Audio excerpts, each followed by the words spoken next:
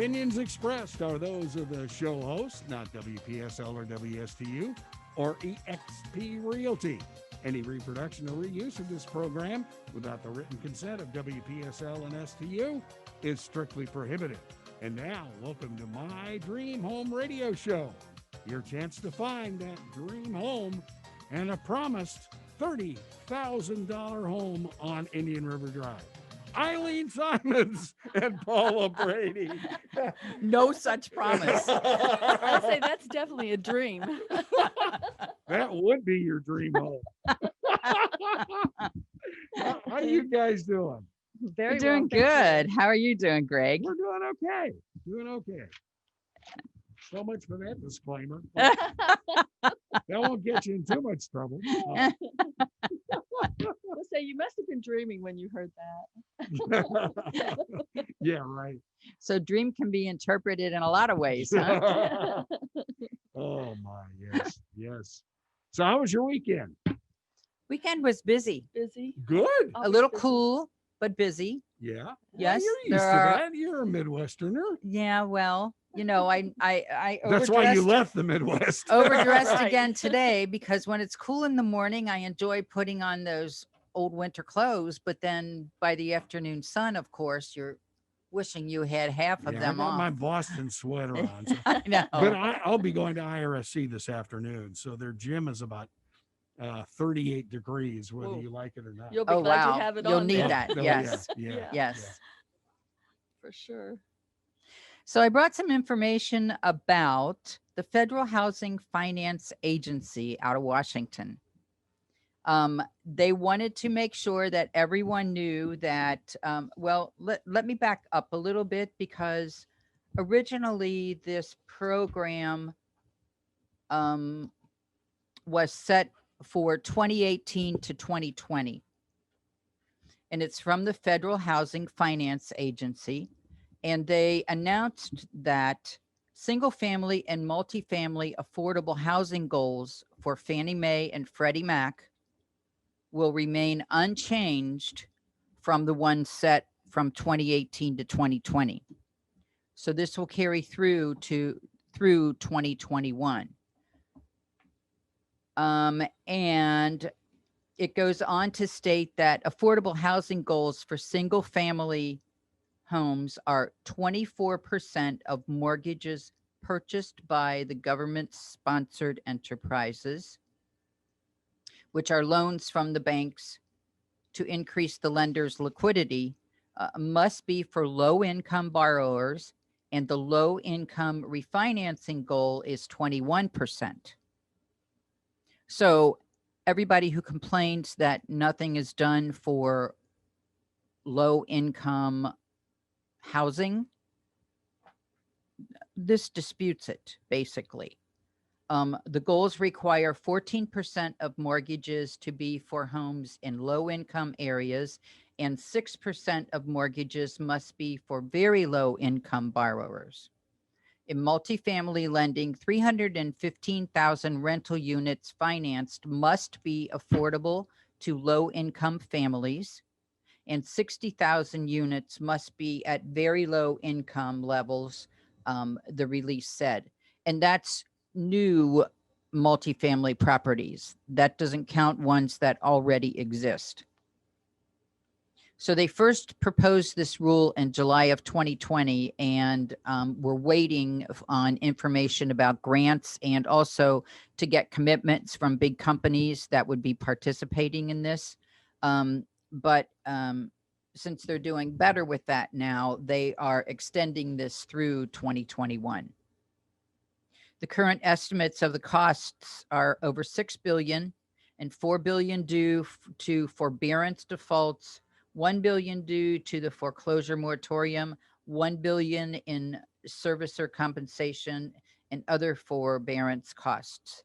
That came from the National Association of Home Builders in relation to these mandates that are set to make sure that we are sustaining and increasing the number of low-income mortgages that are available. Sure. Wow. Have you seen the mostly in big cities, but the tiny homes Oh, yes. Yeah. that they're, starting to, utilize um, for, low income. Well, they could probably do those in a lot of other places also, but what has to happen first is they have to adjust the local requirements for minimum square footage in order for that to happen, Right. Oh, okay. Yeah. because it changes, of course, the density of the number of homes available on a certain amount of land. I never thought of that. Yeah. Okay. Makes sense. Hmm. Makes perfect A sense. few hurdles to get over, but Yeah. hopefully it'll happen. Yeah. Yeah. No kidding. Yeah. Sounds good. Okay. And of course, it's like everything else. You think you are planning to live in the proper size home for yourself, and once you live in it, you realize that, gee, either I have too much space or I have not enough space, Or or you just get used to it. the kids leave. Well, And then yeah, of you've got course too that much space. changes. Too much Yes, space, yeah. absolutely. Yeah. Yeah. Yes. But if you're a hoarder, as my husband calls me, you never have enough space. That's why you live in that 16-room mansion. Right. Right. I have stuff Doesn't to put she in there. wish it's a 16-room mansion? Right. Oh, God. And no matter how hard you try to downsize, it seems to propagate itself. It just keeps getting more. Yeah. Yeah. No kidding. Well, my experience has been that you get rid of a lot of things so that you can downsize, but Mhm. then, of course, you gain new things after you've downsized. So then you outgrow the space you're in. So you need to start all over again. Either you need Exactly. to buy more square footage or you need to get rid of more stuff. Right. Exactly. Or you Or have to people come and replace- go. Yeah. Or you have to replace what you downsized because you didn't realize you're going to need it again. See, and that's good that you're on right after Swap Shop because Cliff can sell all that stuff. There you go. I love Swap Shop. I listen all the time. And I bought many things from people who call into Swap Shop. I love it. Okay. So I'm wondering if you can give the local phone number for people to call in to Oh, you remind bet. them that this is an interactive program and we really welcome any calls. You bet. 340-1590, 340-1590. Or if you're calling from Australia or someplace like that, Hmm. 772-340-1590. Yeah. Excellent. Yeah. Excellent. Far reaching. Oh, yeah. Well, let me tell you, the streaming is out of control. I mean, we'll have twice as many people listening to the show on the stream, and God knows where they are. Oh, that's So awesome. hopefully you're all going to move to Florida. There we go. There you Well, go. and I Exactly. did talk to somebody recently who said that they had watched one of our programs on YouTube.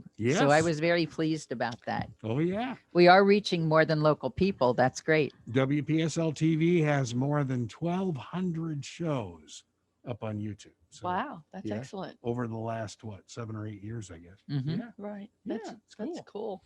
you bet. So what else do you have?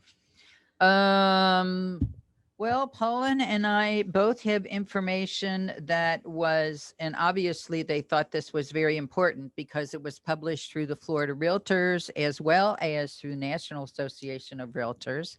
And it talks about the fact that 11 million new households will form by 2028. I'm sorry, 12 million. Yeah. 12 million. million new households will form by 2028. And that's due to the fact that the Gen X and the millennials are coming of an age, it's usually between 28 and 30, that they're ready to buy homes or becoming ready to buy homes. So there's going to be a demand for more homes. There's, we have a low, we don't have a surplus. What is it? Yeah, I'm trying to think back. Boy, our first home in San Diego, I may have been 30. Yeah, that's possible. Yeah, Yeah. that's an interesting stat. I never Yeah. even thought about that. Right. Well, to this point in the past, I want to say in the recent past, information was that the millennials and Generation Xers weren't necessarily going to want to own properties. Yeah. They, but according to this article, that that thinking is no longer in place, that they really feel like they are going to become homeowners. Right. Well, it'd be advantageous to them financially too. I think probably the older you get, the more you realize that that's one of the biggest investments that you'll ever make, and it's probably one of the best that you'll ever make. The fact that it Sure. is an investment. Right. Exactly. As long as that, Exactly. that Yeah. process has to get going too. as Right. long as the tax laws don't change too much, it should stay an advantage. Yeah. Right. The problem with the economy that we have now is people don't understand that values change all the time. That's why appraisers are so important, in my opinion, to the real estate industry, because they ensure for the buyer that the buyer isn't overpaying for a property. Of course, that's only if the buyer's getting a mortgage or if they hire an appraiser to do an appraiser. If the buyer is paying cash and they don't have an appraisal done, in this market, it almost seems like they really don't care how much they're paying for the house. They just want to use the cash that they have available and buy where they want to buy. And don't try the old buy owner routine. No. That's tough. We had a friend that tried that and oh, did they get stung bad? Yeah. That's a tough market. Yeah. Yeah. Oh, Well, not only is it difficult for the owners to do a for sale by owner, although some are successful at it, but statistics that I've read in the past say that within the first 13 days, they decide to list with a realtor. Too And I much can work? understand why. Yeah. Too much work, you think? Well, and Availability. especially in this market, look how often the phone would ring. Right. Yeah. You know, Right. it's like, Yeah. oh my gosh, I Yeah. have to screen these people. Who do I know is coming in my house? That's Yeah. true. Yeah. And I would imagine there's no MLS with something like that, is there? No, there No. are a few websites for sale by owners, but nothing like the MLS. Yeah. Right. Yeah. And which I guess your MLS is available to anybody in the US, right? I mean, a realtor in California can check on. Well, Here? that depends on the company that you're with, because some MLSs have a farther reach than other ones do. Gotcha. Okay. Yeah. Some MLSs choose not to share information. Some MLSs, like the one that we belong to, they'll share with anybody who allows them to share. Oh, okay. Yeah, it's all the thing about I'm hoping that we have an official from one of the MLSs that will come and be a guest at one time so that we can delve into this a lot further. But basically, the MLSs are in place as an agreement between brokers to offer compensation from broker to broker. That was the real whole start of the MLS. And then, of course, it grew when because the MLSs were around a long time before the internet was. Sure. Yeah. So then when the internet came in, then the MLSs started to make agreements with different website entities in order to put their information out there. The first one that I knew of was Realtor.com. Realtor.com used to be owned by the National Association of Realtors. So all of the MLSs would give their information to Realtor.com so that all of our listing information could be out there for anybody who wanted to access Realtor.com. Well, since then, of course, it's grown to so many. I can't even list them all. The realtors do not own that site any longer? I don't think so. I think it had, yeah, I think it had been. Oh, I think it had been sold at one point, oh right? boy. Sure. Yeah. Wow. Interesting. Yeah. Money. Yes. Right. Uh-huh. Got that right. Yeah. Yeah. Wow. So I'm really excited about our guest today. He's been waiting patiently. Oh, wonderful. And he has stopped beating his head against the wall. So we're in good shape. As he's laughing. You may want to put that. Oh, I have to put my headset on. I forgot. Yeah. Good morning, Christopher. Are you there? Good morning. Yes, thank you so much for having me. So this is Christopher Renne. Christopher and his dad, David, have and correct me if I'm wrong about this, they have the local St. Lucie County franchise for a buyer's choice home inspections.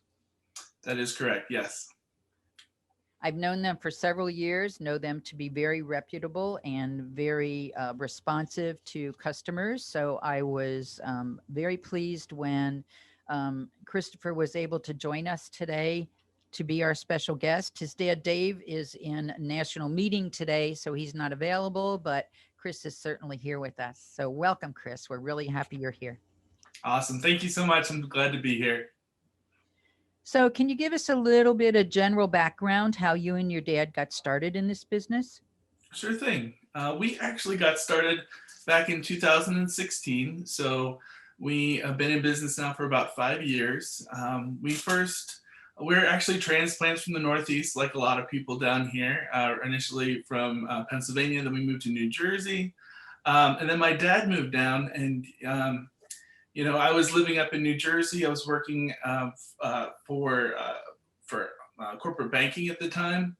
And we'd always worked on home projects together. And my mom would joke and say, Chris, you got to keep an eye out for your dad when you're doing these projects. So when it became when we talked about, starting a business down here together, that was our immediate focus. And we have been working together ever since. It's been a good 5 years. So you came from one side of the industry into another one. I think that's great. That gives you a really good balanced overall view. Thank you. Yeah, I like to go into it with saying I've got 8 years of customer service experience and 5 years of construction experience now. That's awesome. I don't know if I could work with my family member like you do, but that's a tough one sometimes. Well, it helps when you break it up. Like right now, he lives in Vero Beach, and I live down here in Port St. Lucie, and that's been really advantageous for us to move around the area and do different home inspections. So he'll cover the northern part, and I got the southern part. But when we were working together and living together for those first few months, it was trying for sure. Yeah. Been there, done that. Yeah. Oh, wow. Well, the one thing with home inspectors, and I know we've only purchased one home here in St. Lucie County, but our home inspector spotted some stuff you could never see. Yeah. And it saved us. They really do. It saved us. They really do provide a very good service. Oh, yeah. Yeah. Yeah. So what exactly do you inspect? I mean, you do everything from wiring to you name it, right? Yeah, what we do, we focus on the full home inspection. And what that entails is, we climb up and go around in your attic. We walk on the roof. We test all the major appliances, look at the wiring, look at the plumbing, all of that stuff. We even do the mundane things about like opening and closing windows and making sure that, doors lock properly and things like that. Oh, that's good. We A do good all of inspection that. takes several hours. Yeah. Right. It takes several hours. What we also do is we also do insurance inspections as well. So we do a wind mitigation inspection. And what that is it's an insurance inspection that looks at the hurricane preparedness of a home for when an insurance company will insure a home. So it looks at like, does the home have hurricane shutters? What kind of a roof, like attachments to the roof? What kind of type of roof? Concrete block versus wood frame.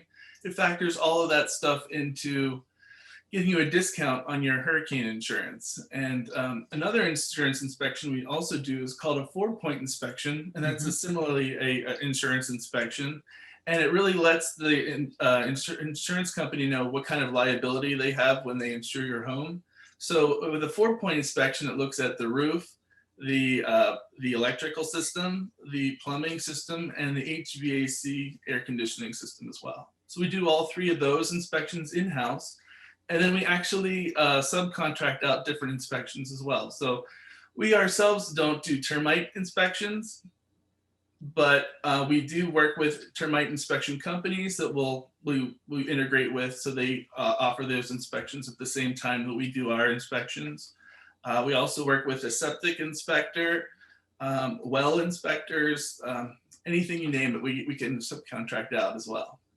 That's awesome. And you coordinate all of that, right? Yes, that is correct. So when you call me and you say, "Oh, Chris, I'm buying this house," and I'll say, "Oh, I recommend, the house was built in 1970." I'll say, "Oh, you probably need a 4-point inspection for that, as well as a wind mitt." And then you'll say, "Oh, it's on a septic system." Well, then we have a guy that we can call, and when we go and do that inspection, we will have that septic inspector there at the same time. So, we don't bother the sellers that much. It's all kind of one and done, and it's good for the buyer as well. If he's present, he can ask questions of us or the septic inspector or the well inspector. It's good to have a guy you can call. Yeah, exactly. Oh, definitely. Do we still have a lot of septic around here? Oh, yeah. Quite a few. Mhm. Really? Yeah. Don't you agree, Chris? Yeah, no, I would say there's certainly areas where it's more prevalent than not, but in Fort Pierce, there's tons of septic systems, as well as different unincorporated areas of like Port St. Lucie. Right. I've even run across them at Stewart. Yeah. Yeah. Oh, yeah. Okay. Well, and I know some people have, attacked the septic, overflow into the river. I mean, Right. yeah. I think Wow. most of those are once they find an issue with them, then they have to connect to city Water and they sewer. want- Yeah. Well, it's funny. I remember when we had that huge debate, and this goes back into the early 90s with water. Are we going to have water and sewer in Port St. Mhm. Lucie? And that was a knockdown, drag out battle. They had to put huge, like, circus tents outside the council chambers. It was incredible. And there was a lot of angst there. Right. But, there'd be no tradition, probably no St. Lucie West without it. Yeah. Correct. Yes. Yeah.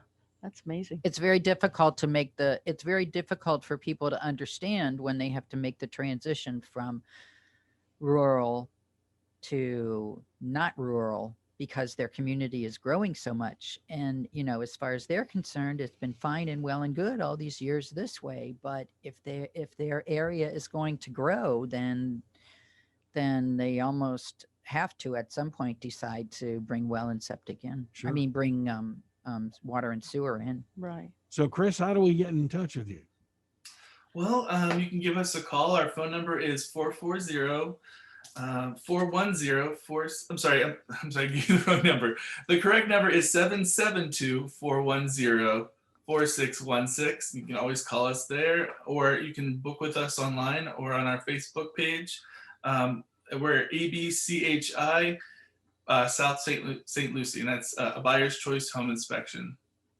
Wonderful. Good. Leave $25 at the front door.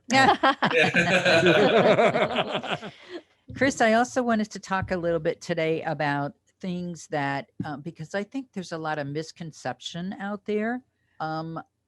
Talk a little bit about your licensing process for the state of Florida, because not all states require home inspectors to be licensed. That's correct. So we are actually part of INTERNACHI, and INTERNACHI is the International Home Inspector Association. They are the group that we follow their guidelines. We received education and certification through that group. But what that entails is we had to do 200 hours of practical learning, just kind of learning about all the different systems of the house, as well as there was a period where we had to work with a licensed certified inspector as well, where we kind of shadowed them for a while. Kind of like an apprentice period? I'm sorry? Kind of like an apprentice period? Yeah, it's very, very similar to that. Yeah, since we're part of a franchise, we were able to kind of be in the class, like almost like a classroom with all the other starting franchises as well. So we got a lot of support from our franchise. So once you do all that stuff, the 200 hours of education and practical experience, then you have to go and you have to take the the inspector test with the state. And even then, once you do receive that inspector license, you have to do continuing education to keep your license. So you're always, doing online classes as well to keep that registration and status. Kind of like a realtor. Oh, yeah. 'Cause you Absolutely. guys have to do that too. Yes. Right. Yes. We're licensed through the state also. Yeah. So how many states do not license? I couldn't believe that when you said that. I don't know how many don't, but I know that some states do not require a license for home inspectors. Oh, God. I believe Pennsylvania and New Jersey's like that. Oh, Oh. natural. Gee, That's a why am I surprised? I'm amazed you didn't throw Connecticut in there too. Oh, God.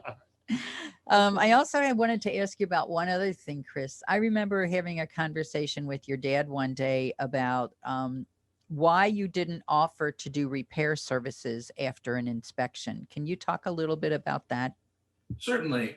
Well, it's really not the general practice of a home inspector to do that, only because it opens us up to a lot of liability. It's like if I were to say, at an inspection, that'll cost you, I'm just making this up, like that new service panel will cost you like $1,000. And then it turns out that it's a much more expensive repair than what I estimated you there at the inspection. Then it just opens us up to a lot of liability and said, oh, well, you said that it was only going to cost this much. I wouldn't have, put in this money if I would have known it would have been such an expensive thing to get involved with. So generally speaking, a home inspector should identify the source of the problem, but not really expound more on how that should be remedied. Okay. Right. And as far as I understand, it pretty much is against your license that you can do repairs in a house after you have inspected it. Is that correct? That is correct. That would be a conflict of interest for sure. Yeah. So people out there listening, if you have a home inspector who says, oh, I can take care of this for you after the inspection, they really shouldn't be doing that. That's Yep. correct. Yeah. We just got something from our insurance company about mitigation. Now we got a new roof, I think it was like 3.5 years ago, but what would we do? Do we need to get an inspector to double check all of that before we send that back to the insurance company? Well, what you would do is say you get a new roof, usually right after you get a new roof, you'll call us and we'll come and do, if it is like a whole new re-shingle of the roof, we would do a wind mitigation inspection, because depending on the type of roof material, it could actually save you money on your wind mitigation. For example, like a tile roof on a hip roof would give you a greater discount than say an asphalt shingle asphalt shingle on a hip roof. So you'd want to definitely, depending on the type of materials that you're using, you may want to get a wind mitigation inspection. Or if you do have, if you're being insured, we oftentimes get calls to go out and redo the 4-point inspection to get a reduction on the insurance as well. Great idea. Yeah. Now, did you got that from your insurance company, or you just? Oh, Yeah, okay. we just got it in the mail the other day. Yeah. Of course, it was mailed about 4 years ago, but no, I'm just kidding. Yeah. Oh boy. I mailed their Christmas on December 8th. They received it this past week. Oh, That's sad, but yeah. Overnight. yeah. Yeah, and I had paid for 2 days. Did you really? Yeah, but they tell you that that's not guaranteed. Yes. Well, of course not. Obviously. Yeah. God. That's amazing. Let's not go in on a downer. I know, really. I was going to say, I was going to ask, is it something that you would, Chris, if you got a letter like that, would you first contact your insurance company to ask them what it is they actually need or want, so that you then have a more specific idea of what they're looking for or what they need done? Certainly, yeah. I would always recommend reaching out to your insurance agent to get more information on that as well. And then sometimes what we tell people at inspection is to shop around for your insurance. So say you did put a new roof on your house or you made a big change, and the because sometimes the cost of making that change, or for an example of wind mitigation, and you can always add metal storm shutters to your house. But I'd always recommend talking to the insurance agent first to see what kind of discount that would get you, or it's always just handy to talk to your insurance agent. Yeah, that's what I would think. Yeah, great idea. Yeah. And then you have a more specific idea of what you're going to need or what you can do to save some more money. Yeah, when I looked Yeah. at this document, it's like 30 pages long. Oh, so my I was goodness. going to say, pick up the phone and call the agent. What in the world is this? What is this Yeah. for? Oh, Yes, yeah. they get longer and longer all the time, No, they do. just like real estate contracts. Yeah. Oh, Yeah. there's no one pagers anymore? Oh, no. I was gonna say, I think my parents had one of those years and years ago. It's like, just sign your name down here. That's all you need. And then they hand you a slip of paper, and it's your house now. Yeah, I've been doing this since 1996. And even back then, we had 4 or 5 pages. Yeah. Yeah. My dad, when in the house that I grew up in San Diego when I was real little, he got one of those VA loans, Hmm. and it was on the beach in Pacific Beach in San Diego, Wow. $5,000, Wow.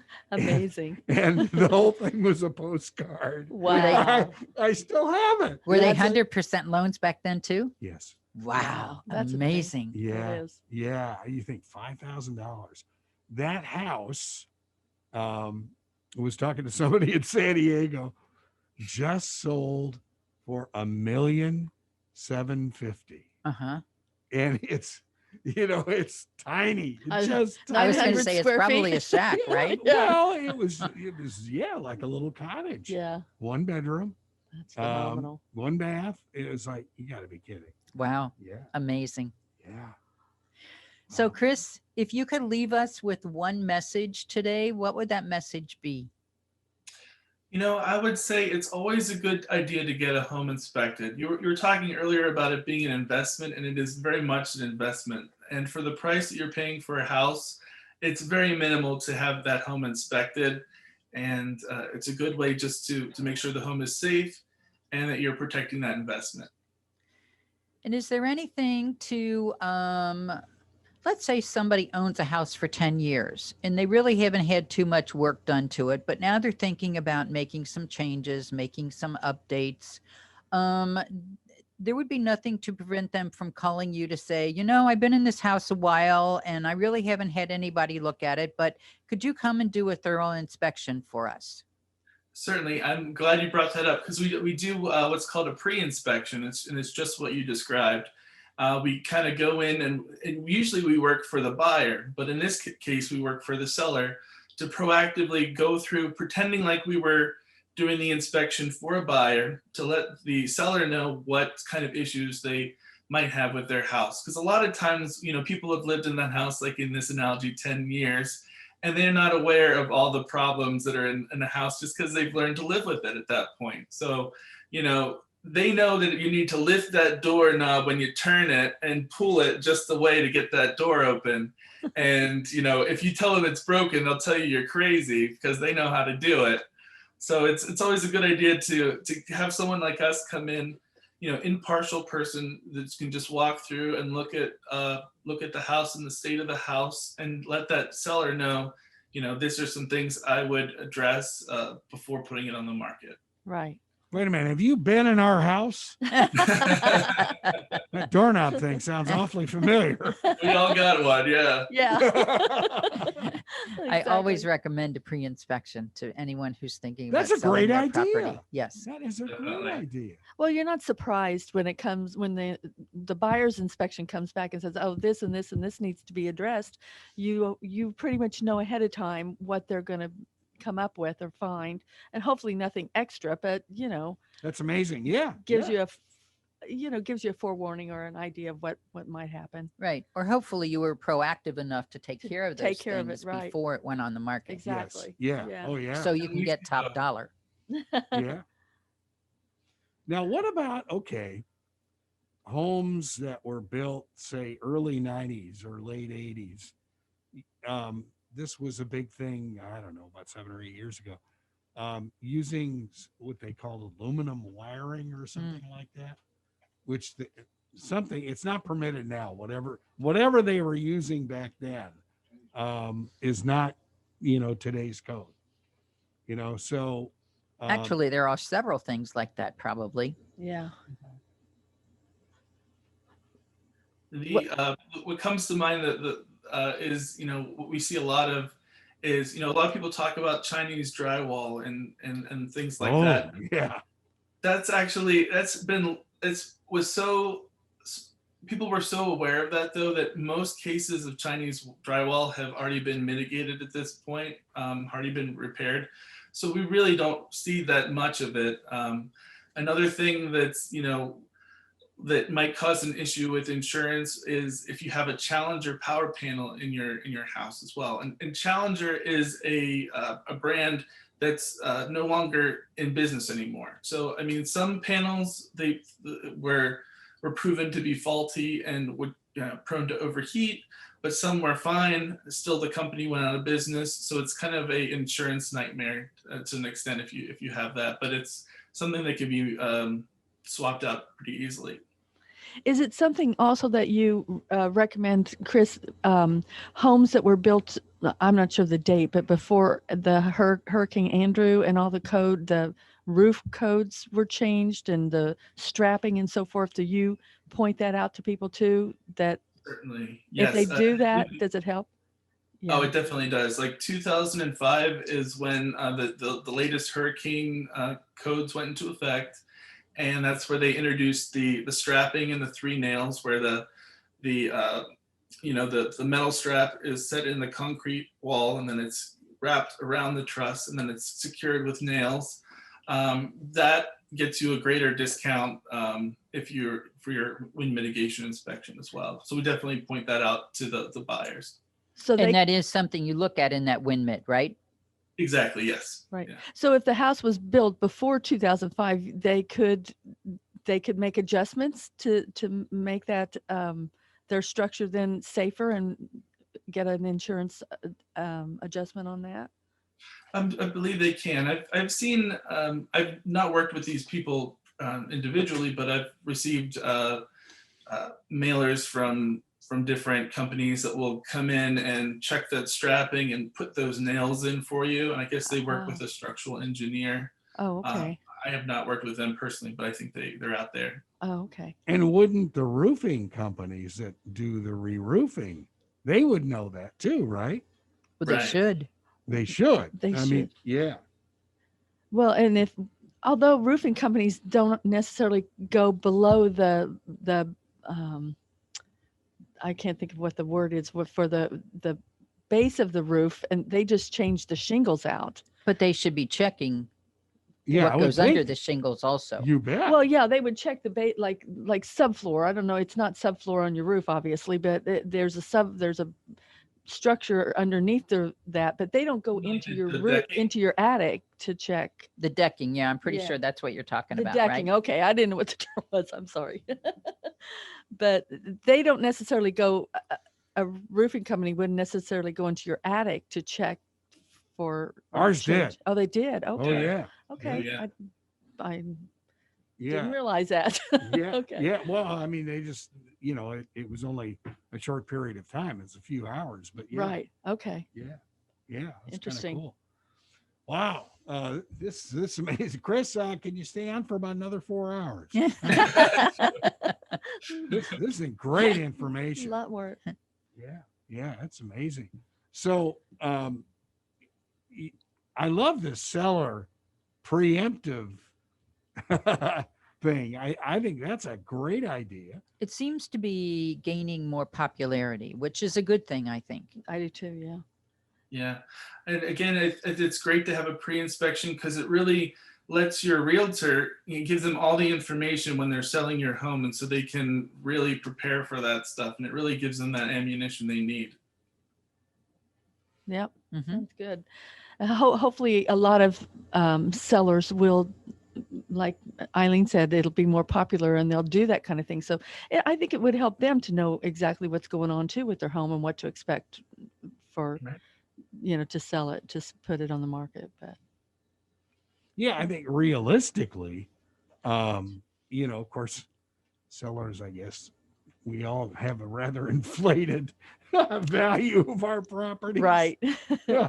But I mean, seriously, this kind of grounds it a little bit. You Yeah. know, Yes. You It know is our what's real. castle, but you have to come down to reality sometimes.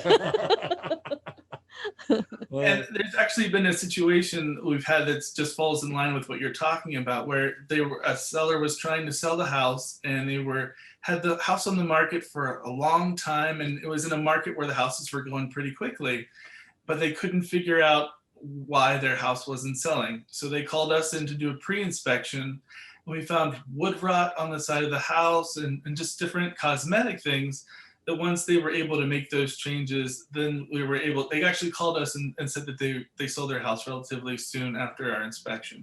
That's excellent. Yeah. So It it's like a helps in a reality lot of check ways. sometimes. Yeah, exactly.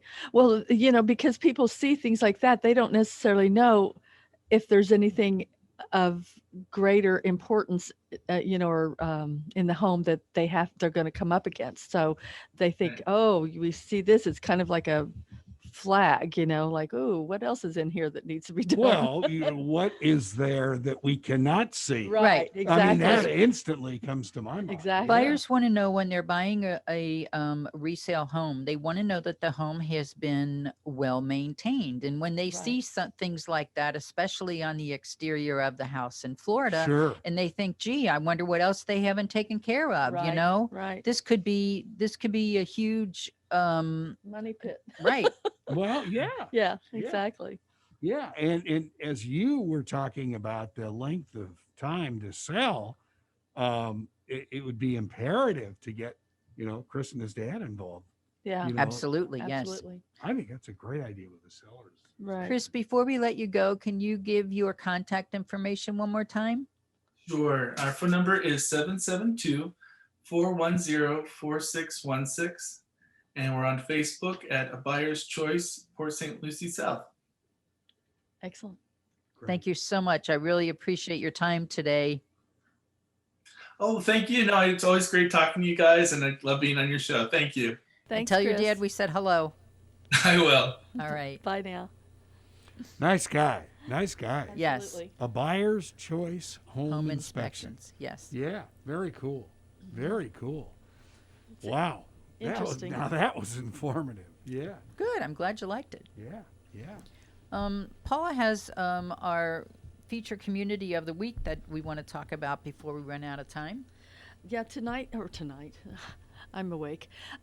Today, we're going to talk about St. James Golf Club community. It is In Port St. Lucie, right? It is in Port St. Lucie. It's just south of Midway, but the north end of Port St. Lucie. But it's a very pretty community. It's a gated community, and it's nestled in between nature preserves and beautiful Florida lakes.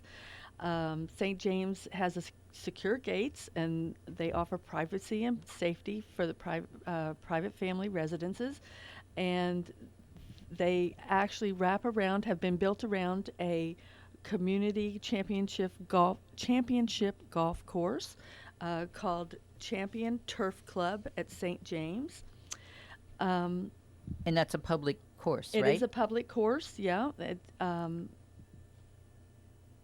Now I've lost my thought, but Sorry. that's okay. No, it is definitely an 18-hole Oh, public yeah. course, and they have a professional practice area. I don't know a lot of golf, so I'm not sure the terms. Yeah, Driving range. they've There got you it go. all. They got it all. And it was really amazing that you mentioned St. James. 15, 18 years ago, we were doing groundbreaking remotes on some of those brand new homes Ah, Wow. at St. James. Oh yeah, Nice, yeah. nice. Yeah, it's a real pretty community. It is. It They have is. approximately 700 homes. that's nice size. Yeah, they range between single-family homes, townhomes. So there's a lot there to offer, and they also have, as I mentioned, the 18-hole golf course that was designed by Warren Harrison. Hopefully, that's important to people, but like I said, I don't know much about golf. But they also have a state-of-the-art fitness center and facilities that include a spa, a tennis center, and a pool. So they have all the amenities that most people want, and it's a very, very lovely community. They so. do a lot of community fundraising golf tournaments there too. Oh, that's Yeah. nice. Oh, That's yeah. nice. Yeah, they're good guys. Very involved. We love to hear that. Yeah, Yes, you exactly. bet. Yeah. So, if you have any questions about the community, or if you are interested in looking at a home there, please give us a call. The cell phone number is 772-200-5105, or we have the website. Help me out with that. www.mydreamhomeusa.com. Okay. So we'd love to hear from you. Give us a call. That's great. Do you have any properties? We've got about 5 minutes left. We do. And as long as we're giving out contact information, don't forget our email address, Yes. mydreamhometeam@yahoo.com. If you would like a certain subject discussed on this program, you're welcome to leave us an email or call the station anytime during our program at 340-1590. 1590. Yep. Yeah. Excellent. So I did bring some properties today. This first one is in, hang on one second. These are Martin County properties today. This is new construction and no HOA. Priced from $340 into about $375. It's a small street. There's only 12 homes there. So if you want to be in an environment like that in Martin County, give me a call and we can certainly put you in touch with the builder who can answer all the questions for you about that. They range from 3 to 4 bedrooms, 2 to 2.5 bathrooms. They're roughly 1,500 to 1,800 square feet. And again, they are in Martin County. And no HOA fees. Interesting. Who's the builder on that? I don't have permission. Oh, you to know. say. Okay. That's okay. That's okay. Sorry. Yeah. And this one is in Port St. Lucie. This one is listed at $394. It is 3 bedrooms, 2 bathrooms, almost. Well, in Florida, remember, we talk about 2 different square footage amounts. There's an under air square footage, and then there's a total square footage that includes the lanai, supposedly includes the lanai and garage. So this under air square footage on this property is pretty close to 2,300 and would give a total square footage of over 2,900 square feet. Okay, I'm lost. So the total is 2,900, right? That's the total. Okay. Under air square footage, which means the rooms, So that's in the house. right. Gotcha. Okay. But when you look at these listings and they give you 2 square footages, that's the difference. Okay. A lot Makes of sense. times your patio and pool area is included as in the total square footage as well as the Oh, okay. garage. Yeah. Okay. Yeah. Right. Sometimes the bird cage, the whole area of the bird cage will be included in that total square footage. Interesting. Okay. And this one's in the tradition area. Oh, red hot. Yep. Up and coming for sure. Growing like crazy. Yes, it is. Yeah. Definitely. Yeah. It's amazing. And we haven't even seen the growth there yet. No, Right. just getting started. Yeah. That's, yep. Here we go again. Yep. Yeah. And I also wanted to let everybody know that the buying frenzy that we had this summer seems to be leveling off a little bit. Prices don't seem to be increasing as quickly as they were over the last maybe 4 months. They seem to be leveling off a little bit. That seemed to be a little too meteoric there in the first couple months. Well, see, the issue is in the real estate industry, and we'll talk about this more when we have an appraiser come and be our guest, but prices for real estate are totally determined by the amount of money a buyer is willing to pay for a house at any given time. That's what makes peaks and valleys in the values of the property. Because our economy over the last many years, of course, is much more volatile than it used to be like in the 20s and 30s and 40s. I mean, you bought a house way back then, and you could expect it to keep increasing in value through the life of the home that you owned. Well, that doesn't necessarily happen anymore. And part of that is because our economy changes so much. But true value, whatever the market value is for a home, is what a buyer is willing to pay at that particular time. Has nothing to do with what you paid for it 10 years ago or 5 years ago. Right. Yeah. Wow. Good information. Well, gosh, this show We're out of time again. flew by. Your information again. 772-200-5105. mydreamhometeam@yahoo.com. All right. Phone number again? 772-200-5105. All right. Have a good week. Thanks, you too. You do the same. You've been listening to My Dream Home on WPSL, Port St. Lucie, and WSTU, Stuart, Florida.